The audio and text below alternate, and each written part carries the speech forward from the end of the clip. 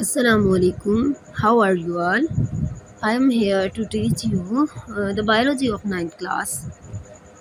अच्छा, हमने जब स्टडी करना है वो हमारे पास है यूनिट नंबर 1 जो है बायोलॉजी का, द साइंस ऑफ बायोलॉजी। अच्छा, सबसे पहले आप लोगों को पता होना चाहिए कि बायो जो है वो किसका सब्जेक्ट है, मतलब किससे ये डिराइव हुआ है, किसकी बेसिक्स हैं ये बेसिक्स सारी साइंस की हैं।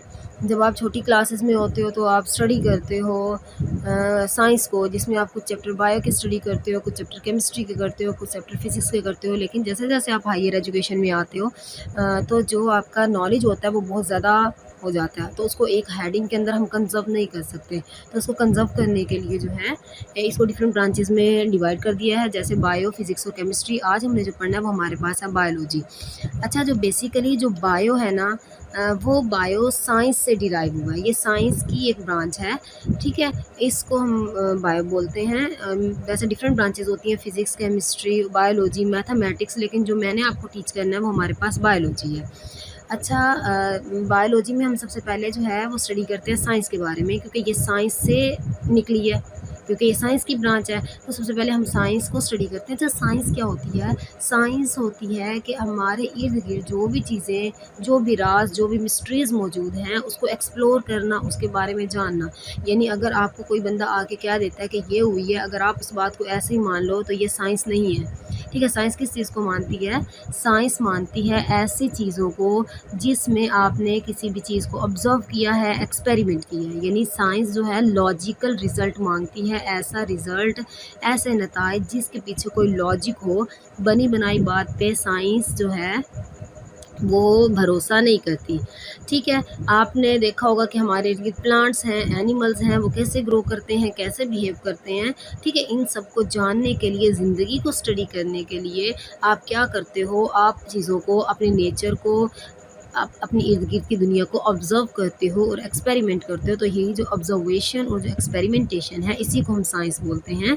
कि यहाँ पे डेफिनेशन भी आपको दिखाई जा रही है कि साइंस क्या होता है। साइंस का मतलब होता है कि मिस्ट्रीज़ को एक्सप्लोर करना, यानी आपके इर्द गिर्द जो राज हैं, जो छुपी हुई बातें हैं, उनको एक्सप्लोर करना। लेकिन एक्सप्लोर ऐसे नहीं करना कि जैसे वो मौजूद हैं आप उसको ही आगे जाकर डिस्कस कर दो, आप ऐसे ही जाके आगे बता दो, ऐसे नहीं होता। ये एक सिस्टमेटिक वे होता है कि आपने एक पूरे रिदम के साथ, एक तरतीब के साथ चीज़ों को स्टडी करना होता है। आप पहले ऑब्ज़र्व करते हो कि ऑब्ज़र्वेशन क्या है, कि ये चीज़ है तो ये है क्या चीज़।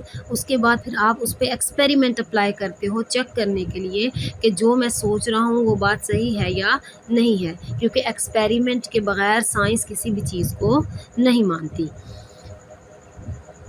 अच्छा, आगे जो हमारा मेन टॉपिक है ना वो हमारे पास है बायोलॉजी। अब बायोलॉजी में भी हम ऑब्जर्वेशन करेंगे, जैसे हम साइंस में ऑब्जर्वेशन करते हैं, तो बायोलॉजी में हम लाइफ को स्टडी करते हैं और लाइफ की साइंटिफिक स्टडी करते हैं। मतलब हम ये देखते हैं कि लाइफ बनी कैसे है, लाइफ के अंदर डिफरेंट प्रोसेसेस कैसे हो रहे हैं, लाइफ कैसे ग्रो करती है। जैसे आप प्लांट को ग्रो करते हुए देखते हो, आप ह्यूमंस को, एनिमल्स को ग्रो करते हुए देखते हो कि साइज़ छोटा होता है, इतना बड़ा हो जाता है। ये सारा कुछ हम जो है बायो में पढ़ते हैं। बायो में हम साइंटिफिक स्टडी करते हैं लाइफ की।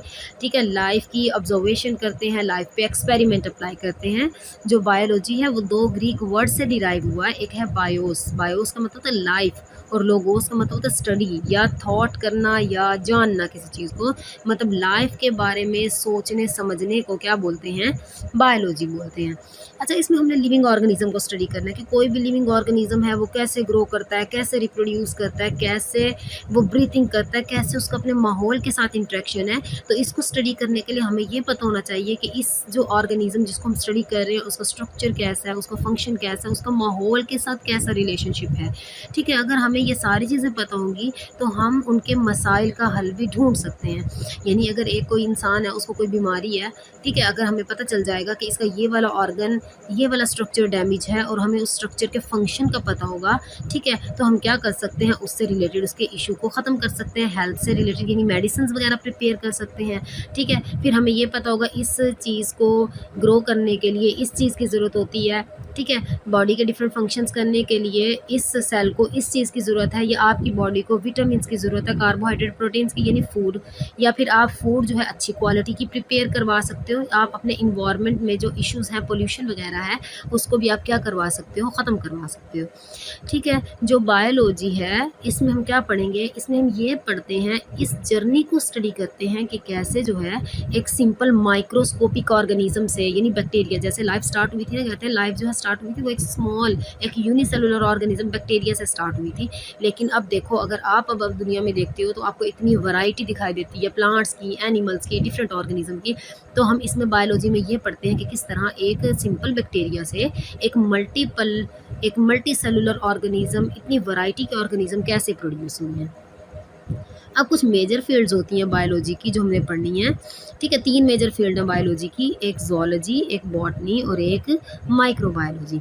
अच्छा, ज़ूलॉजी क्या होता है? काफ़ी दफ़ा बच्चे जो है ज़ूलॉजी और बॉटनी में मतलब मिसअंडरस्टैंडिंग हो जाती है उन्हें, और कंसेप्ट वो गलत भी लिखाते हैं। अच्छा, ज़ूलॉजी जो ज़ू है ना, ज़ू, इससे याद रखना कि जो ज़ू है, ज़ू बोलते हैं चिड़ियाघर को, तो जहाँ पे जानवर रहते हैं उसको ज़ू बोलते हैं। तो ज़ू जानवर, यानी एनिमल्स, एंड लॉजी स्टडी, मतलब एनिमल्स की स्टडी को क्या बोलते हैं, ज़ूलॉजी बोलते हैं।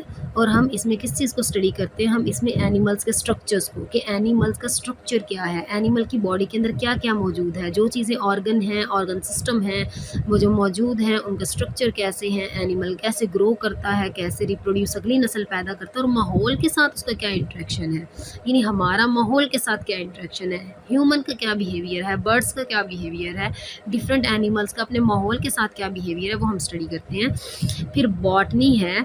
ठीक है। बॉटनी में हम क्या पढ़ते हैं, बॉटनी में हम डिफरेंट प्लांट्स के बारे में पढ़ते हैं। जैसे सिंपल जो है, अगर आप इसकी करना चाहो कि आप कर सकते हो ना, BOTA, बूटा, और TANY, टैनी, यानी बूटा और टैनी हो गया, तो ये बूटा और टैनी प्लांट्स में होता है। तो इसी तरह हम बॉटनी प्लांट्स की स्टडी को कहते हैं। ठीक है। आपको पता होना चाहिए ना, आप ये इसकी टर्म से ही जो है ट्रिक लगा सकते हो कि जो बॉटनी की बूटा और टैनी बनता है, तो बूटा और टैनी तो पौधों में होता है।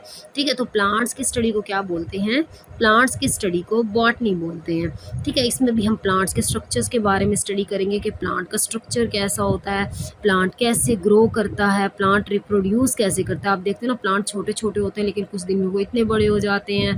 ठीक है। और वो कैसे अपनी अगली नस्ल पैदा करते हैं। देखो ना, आप एक प्लांट को देखते हो लेकिन एक प्लांट तो नहीं है, दुनिया में इतने ज़्यादा प्लांट्स हैं, मतलब ये प्लांट्स कैसे बने, कैसे इन्होंने अपनी अगली नस्ल पैदा की, और इनका माहौल के साथ क्या इंट्रैक्शन होता है। ठीक है। जैसे आप इसमें स्ट्रक्चर पढ़ रहे हो ना, तो आप ये कह सकते हो ना कि मैं लीफ का स्ट्रक्चर पढ़ रहा हूँ, डिफरेंट प्लांट्स के लीफ का स्ट्रक्चर, तो ये बॉटनी में आएगा। ठीक है। 3 मेजर टर्म्स हैं, मेजर फील्ड है, ज़ूलॉजी, बॉटनी और माइक्रोबायोलॉजी। अब हम लास्ट टर्म पढ़नी है जो हमारे पास है, माइक्रोबायोलॉजी। ठीक है। माइक्रोबायोलॉजी, माइक्रो का मतलब होता है स्मॉल, और बायोलॉजी, बायोलॉजी आपको पता है कि लाइफ की स्टडी को बायोलॉजी बोलते हैं, और माइक्रो यानी स्मॉल लाइफ की स्टडी को, यानी स्मॉल ऑर्गेनिज्म की। जैसे बैक्टीरिया एक स्मॉल ऑर्गेनिज्म है, यूनिसेलुलर है, सिंगल सेल है, उसको आप नहीं देख सकते आम आँख से, आप नेकेड आई से नहीं देख सकते, तो इसको क्या बोलते हैं, इनकी स्टडी को माइक्रोबायोलॉजी बोलते हैं, the study of micro organism. अच्छा, माइक्रो ऑर्गेनिज्म कौन से होते हैं, माइक्रो का मतलब तो स्मॉल हुआ, और ऑर्गेनिज्म का मतलब ऑर्गेनिज्म हुआ। ऐसे ऑर्गेनिज्म तो स्मॉल होते हैं, स्मॉल तो प्लांट्स भी होते हैं, स्मॉल तो एनिमल्स भी होते हैं। तो ये माइक्रोबायोलॉजी में हम किसके बारे में पढ़ते हैं, ज़ूलॉजी और बॉटनी में तो हमने पढ़ा, ज़ूलॉजी में हम एनिमल्स के बारे में, बॉटनी में हम प्लांट्स के बारे में पढ़ते हैं। फिर माइक्रो ऑर्गेनिज्म कौन से होते हैं, ये माइक्रो ऑर्गेनिज्म ऐसे ऑर्गेनिज्म होते हैं जिनको हम नेकेड आई से, आम आँख से नहीं देख सकते। जैसे आपके इर्द गिर्द डिफरेंट जर्म्स पार्टिकल हैं, या हवा के अंदर डिफरेंट पार्टिकल्स मौजूद होते हैं, डिफरेंट बैक्टीरिया, वायरसेस मौजूद होते हैं, या फंजाई मौजूद होती है, आप इनको आम आँख से नहीं देख सकते, इनको माइक्रोस्कोप की मदद से देखा जाता है। जिन ऑर्गेनिज्म को, उन ऑर्गेनिज्म को माइक्रो ऑर्गेनिज्म बोलते हैं। ठीक है। The study of microorganism such as bacteria and microscopic fungi, के फंजाई जो माइक्रोस्कोपिक फंजाई है। अच्छा, ये फंजाई जो आप लोगों के ब्रेड वगैरह पे लग जाती है, या जो है डिफरेंट आपकी चीज़ें ख़राब हो जाती हैं तो उन पर फंगस वगैरह लग जाती है, ये माइक्रोस्कोपिक फंगस वो होती है। ठीक है। इसको हम माइक्रोबायोलॉजी बोलते हैं। माइक्रोबायोलॉजी में हम क्या पढ़ते हैं, इसमें हम माइक्रो ऑर्गेनिज्म का स्ट्रक्चर क्या है, माइक्रो ऑर्गेनिज्म का फंक्शन क्या है, माइक्रो ऑर्गेनिज्म हैबिटेट क्या है। अच्छा, हैबिटेट क्या होता है, हैबिटेट घर होता है। जैसे हम उर्दू में घर बोलते हैं, इंग्लिश में हाउस बोलते हैं, ठीक है। इसी तरह हम साइंस में हैबिटेट बोलते हैं। हैबिटेट वो जगह होती है जहाँ कोई भी प्लांट या कोई भी एनिमल रहता है। अच्छा, और माइक्रो ऑर्गेनिज्म कैसे रिप्रोड्यूस कर सकते हैं, ये हम माइक्रो बायोलॉजी में पढ़ते हैं। और इनका माहौल पे क्या इफ़ेक्ट होता है, आया ये हमारे लिए फ़ायदेमंद है या हमारे लिए ये नुकसानदा है, ये हम माइक्रो ऑर्गेनिज्म में पढ़ते हैं।